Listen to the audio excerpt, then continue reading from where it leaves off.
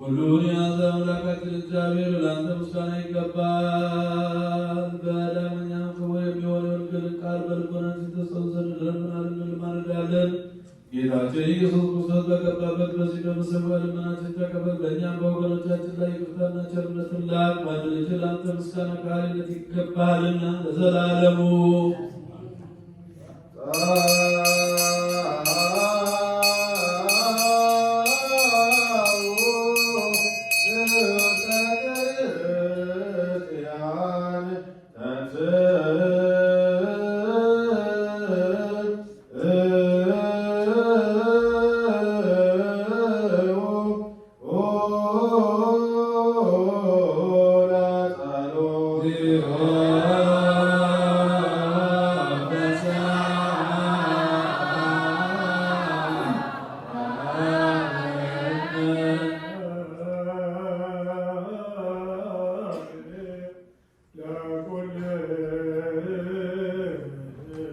Israel